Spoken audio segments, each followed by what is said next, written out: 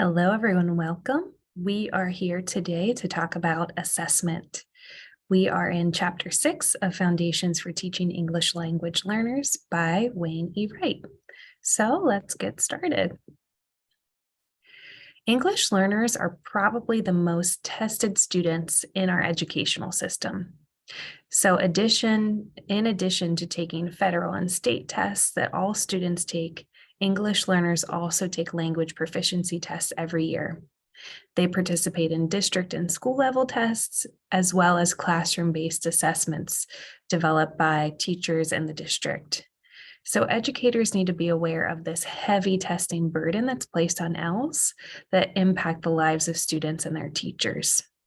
So you'll see in the cartoon on the right a lineup of different animals with different abilities, and the man saying, for a fair selection, everybody has to take the same exam.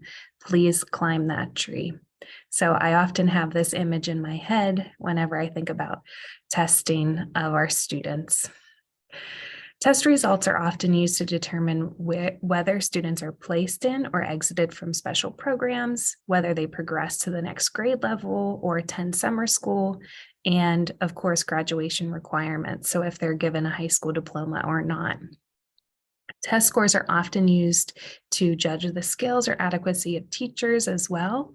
Potentially, they could receive monetary awards. They may be asked to receive additional training, and they may be asked to leave the profession based on outcomes of assessments. So nonetheless, assessment of English learners is probably one of the most important things that we do as teachers in the classroom. And proper assessment is essential for identifying students' strengths and areas of improvement in language proficiency and academic development. So our first guiding question today is, what are the differences between testing, assessment, and evaluation? So let's first talk about tests. A test is like a snapshot or a photo. This can be misleading because it cannot show what took place before or after it was taken, or even the context in which it was taken. So one test cannot possibly measure everything that a student knows and can do. A test can only collect a sample of a student's knowledge and ability. When we think about assessment, it is much broader than testing. So assessment involves planning what, how, and when to assess, with attention to the varied purposes of different stakeholders, whether that be students, parents, teachers, or local and state administrators. Assessment is collecting appropriate data from a variety of sources, ranging from informal observation of students in class to more formal school scoring of student performance on specific tasks using common rubrics. Assessment is also analyzing student performance data, looking for strengths to build on, and identifying areas in need of further instruction and assistance. It's reporting student strengths and needs in ways that are beneficial to students, teachers, and the school. And it also allows us to use student performance data to identify what a student must learn in order to progress to the next level. Assessment offers a much more comprehensive picture of student growth and achievement than a single test could allow. So evaluation refers to the use of the evidence gathered through assessment to make a judgment about the effectiveness of students' learning, of the teacher's teaching, or of the educational program provided to the students. So final grades are one example of student evaluation. Assessment data can help educational leaders evaluate programs to determine whether they are meeting the needs of their students. And assessment data can also help educational leaders identify ways that they can improve programs and practices to better serve students. So let's briefly talk about summative and formative assessment. So summative assessment provides a summary of what a student knows and can do. And these assessments are typically given at the end of a unit or perhaps the end of a school year. Where a formative assessment provides information to a teacher about how a student is doing and what modifications may be needed for instruction. So think of formative assessment as helping to inform the teachers of what to do next instructionally. A formative assessment could be a formal assessment, or it could be very informal, such as the teacher walking around and observing student progress while they're working independently, using a checklist, making notes on a clipboard. So effective teachers of English learners make use of both formative and summative assessment. Now let's talk about norm referenced and criterion reference tests. So a norm reference test is used to compare a student's score to those of other students. Test results are usually reported as percentile rankings. So these represent how a student's score compares to the scores of students in the test norming population. For example, a score of the 71st percentile means that the student scored higher than 71% of the students in that norming population. Norm reference tests are also used to compare the performances of classrooms, schools, districts, and states. And a criterion reference test determines how much a student has learned by tallying how many questions are answered correctly. So these tests are designed to determine whether a student meets specific criteria or objectives. Scores are usually reported as raw scores or converted to percentages. So most tests designed by teachers and districts for classroom use are criterion reference tests. Our next guiding question is, what are the challenges of measuring achievement, growth, and English language proficiency under the Every Student Succeeds Act? So standards-based tests, such as the academic achievement tests required by ESSA, are criterion reference tests. Cut scores are established by the states and often reported at 3 or 4 levels. So students who do not meet or exceed the passing score may be deemed as below basic. Those who score at or just above the passing score would be deemed basic, and those who score well above or passing may be deemed proficient or advanced. Both norm referenced and criterion reference tests in English are problematic for English learners because they lack the proficiency in the language of the test. The pressure on schools to have high average passing rates to meet the criteria of state or federal accountability programs may tempt them to use questionable strategies that minimize or eliminate the impact of English learners in test scores.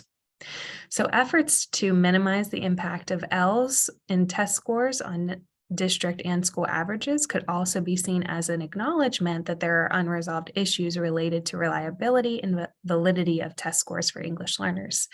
And thus it's unfair to schools to include English learner scores for accountability purposes. So now let's talk about reliability and validity. The concept of reliability recognizes that no test or testing situation is free of error, and that errors result in misrepresentation of students' knowledge and ability. So think of reliability as consistency, which can be illustrated by the following 3 types of reliability evidence. Internal reliability, so how consistently do the test items function? Stability, how consistent are the results of the test across different testing occasions? And alternative forms, how consistent are 2 or more different forms of a test? Validity refers to the accuracy with which a test or assessment measures what is supposed to measure. So validity expresses how test scores are interpreted and used. There are 3 sources of validity evidence, which include test content. How is an assessment procedure adequately representing the content of the curricular aims being measured? Internal structure. How is the internal organization of a test confirming an accurate assessment of the construct supposedly being measured? And finally, relations to other variables. So how is an inferred construct appearing to exist and been accurately measured for the intended use? Now let's talk about testing bias. So bias in testing and assessment refers to the qualities of an assessment instrument that penalize a group of students because of their gender, religion, ethnicity, socioeconomic status, or any other characteristic that defines them as a group. The issue of bias is really an issue of validity because bias is one of the threats to valid test scores, use, and interpretation. So reducing bias is more complex than just using diverse names and avoiding certain topics, which we see often in tests. The biggest source of bias for ELLs is the language of the test, so linguistic bias. A test written in English is biased in favor of students who are proficient speakers of English and the culture, and biased against those who are not. So any test given to English learners in English becomes, in effect, a language test, with results that may not accurately reflect the student's competencies in the construct intended to be measured. So, to accommodate for ELLs, teachers often create their own content area tests throughout the year, such as spelling tests, math tests, or use the end of chapter tests that come with the curricular programs for both formative and summative assessment purposes. Tests in the home language appear to be the best accommodation. However, creating tests in the home language that are truly equivalent to the English versions are very difficult, expensive, and time-consuming. So the majority of English learners, especially those who speak a language other than Spanish, have no access to this accommodation. The other accommodation that appears to have potential is to simplify the language so that English learners have a better chance of understanding the questions. This accommodation is referred to as linguistic simplification. So federal policy requires something that we don't really know how to do yet well. Test English learners in a valid and reliable manner through the use of accommodations. In the absence of research base to guide this practice, states have had to piece together accommodation policies. So these practices can vary widely, and most states use accommodation frameworks that were actually developed for special education students, most of which are not appropriate for English learners and fail to address their linguistic needs. So schools make individualized accommodation decisions based on each student's specific background and needs. Our next guiding question is, why should English learners, educators be cautious of over-reliance on standardized tests of English learners' academic achievement and English language proficiency? So when it comes to English learners, effective teaching can never truly be captured by test scores alone. Under ESSA, the shift is now to use growth models for school level measures of effectiveness. Though effective teaching entails much more than raising test scores, growth models are based only on standardized test scores. So when we think about sparking children's curiosity and imagination, helping them develop a love of reading, developing their creativity, building their self-esteem, helping them see themselves as lifelong learners, and preparing them to be good citizens, these are all parts of the magic of teaching that can never be measured by a standardized test. Growth models also make the assumption that test scores are valid for English learners. As discussed, we still do not know how to include English learners in large-scale, high-stakes standardized tests in a valid and reliable manner. So once students have been identified and placed in appropriate English language learner programs, their language proficiency is assessed annually to determine their progress in learning English, which is required under ESSA. So a summative language proficiency test, and in Pennsylvania, we use WIDA Access for ELLs 2.0. This test is administered on a yearly basis to determine the student's progress in learning English over the school year. The results are used to help inform decisions about when each student has reached a level of proficiency high enough to be redesignated as fluent English proficient and thus no longer in need of specialized ELL programs and services. Under ESSA, the results of the English language proficiency or ELP assessment must be reported to the state and the federal government for accountability purposes. Therefore, language tests serve several purposes: identification, program placement, monitoring of progress, reporting for accountability purposes, redesignation, and program evaluation. So under ESSA, schools are expected to ensure that ELLs make progress in learning English and ultimately attain proficiency. This is an important expectation, but it creates many challenges, as you can imagine. There has to be a reasonable limit on the percentage of English learners expected to attain proficiency each year, and we see a major disconnect between research, which suggests it takes between 4 to 7 years to obtain fluency in a second language. Our next guiding question are, what are the challenges associated with online assessments? So in many states, English learners and other students will likely take one or more state assessments in an online format. These next generation assessments are very different from traditional paper pencil tests, including the use of computer adaptive testing, which means the difficulty of the test items presented to each student varies in accordance with the student's performance on previous questions. So some challenges with online testing include particularly for English learners who have had limited access to technology, the question of whether or not the test is measuring technology skills rather than language and content knowledge exists. Questions remain regarding which device chosen that the students take the test, how this will impact their performance. So whether they be in a laptop, a tablet, or a desktop computer. The expense of purchasing and maintaining enough computers or devices for a large number of students and ensuring that they are set up and working properly at the time of testing is also a concern.